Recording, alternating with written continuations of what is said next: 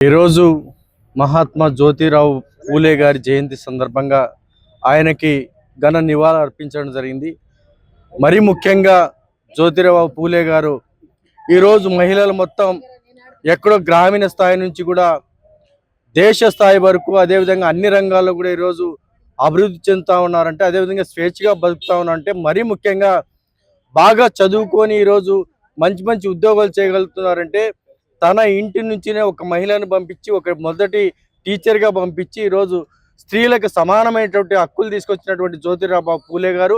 అదేవిధంగా ఏదైతే మూఢనమ్మకాలు, బ్రాహ్మణిజం ఏదైతే చేస్తున్నటువంటి కొన్ని వ్యతిరేక విధానాలపైన కూడా పెద్ద స్థాయిలో పోరాడినటువంటి గొప్ప మహనీయులు జ్యోతిరావు పూలే గారు. అదేవిధంగా భారతదేశంలో ఎక్కడ చూసినా స్వతంత్రము, సమానత్వము, ఈ హక్కులు ఏవైతే ఉంటాయో శూద్రులు అసిశూద్రులు అనే రెండు భాగాలుగా విభజించుకొని ఎవరైతే శూద్రులు అసిశూద్రుల మధ్య జరుగుతున్నటువంటి కొన్ని సంఘటనల పైన పూర్తి స్థాయిలో తాను ఏదైతే ప్రజలకు ఏదైతే మంచి జరుగుతుందో ఆ మంచి కోసం పోరాడినటువంటి గొప్ప మహనీయులు.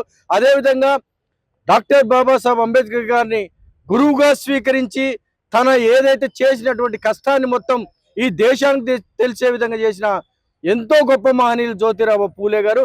అదేవిధంగా ఏప్రిల్ మాసం అంటేనే ఈ మాసం మొత్తం కూడా ఒక పక్క చూస్తే విన్సెంట్ ఫెరర్ గారు, ఒక పక్క చూస్తే జ్యోతిరావు పూలే గారు, మరొక పక్క చూస్తే గిన మహనీయులు డాక్టర్ బాబాసాహెబ్ అంబేద్కర్ గారు. ఈ విధంగా ఈ నెల మొత్తం ఎంతో గొప్ప గొప్ప మహానుభావులు జన్మించినటువంటి నెలగా భావిస్తూ ఏది ఏమైనా సరే మేమంతా ఎస్సీలు, ఎస్టీలు, బీసీలు, మైనార్టీలు అన్ని వర్గాలు కలుపుకొని సమానత్వం కోసం జ్యోతిరావు పూలే గారి ఆశయ సాధన కోసం మేమంతా కూడా పోరాటం చేస్తామని చెప్పి తెలియజేస్తూ జై భీమ్, జై హింద్.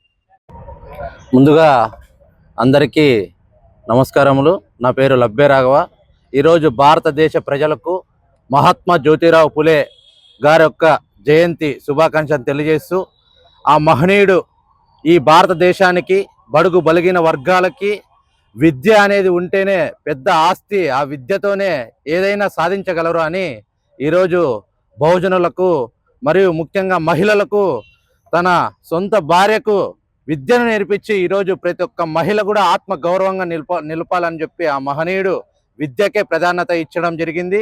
మరియు ఈ భారతదేశంలో మూఢత్వాలకు అనేది తావు లేకుండా ఏదైనా మీరు చదివి తెలుసుకొని మీరు విద్యావంతులు కావాలని చెప్పి ఈ యువతని, భారతదేశాన్ని ముందుకు తీసుకున్న ఆ మహనీయుడు జయంతి పురస్కారాన్ని ఈరోజు అనంతపురం నడుబొడ్డులో జరుపుకోవడం అనేది మాకెంతో ఆనందకరంగా ఉంది.